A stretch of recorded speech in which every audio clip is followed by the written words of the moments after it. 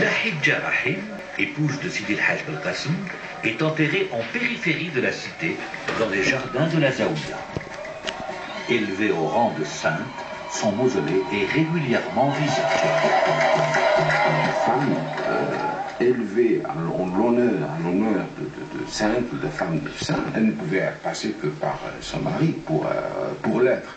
Et c'est rare où elle est reconnue pour elle-même, ça existe. En Tunisie, il y a des femmes soufis, mais elles ne sont, je veux dire, elles sont reconnues dans la science ésotérique, dans leur pouvoir, dans leur sainteté, mais jamais comme une puissance politique. Parce que là, ce qu'on célèbre, ce qu'on oublie souvent, c'est que un saint enterré, qui a une kouba, qui est visité, c'est un mausolée. Exactement comme un monument aux morts. C'est de la politique. Et ça relève de la politique. C'est politique au sens grec, au sens police, cité. C'est un organisateur de la cité. Et la femme n'était pas une organisatrice de la cité.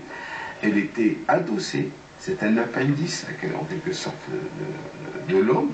Elle n'existait qu'à travers lui.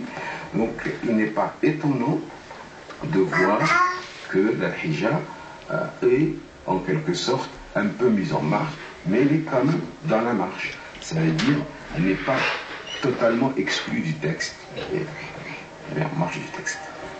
Carrefours commerciaux et lieux de rencontre et d'imbrication culturelle, les oasis sahariennes dans le Maghreb ont été marquées par l'influence spirituelle des saints et des marabouts, qui, tout en propageant l'islam dans ces contrées, ont su agréger socialement des populations éparpillées à travers les grands espaces désertiques.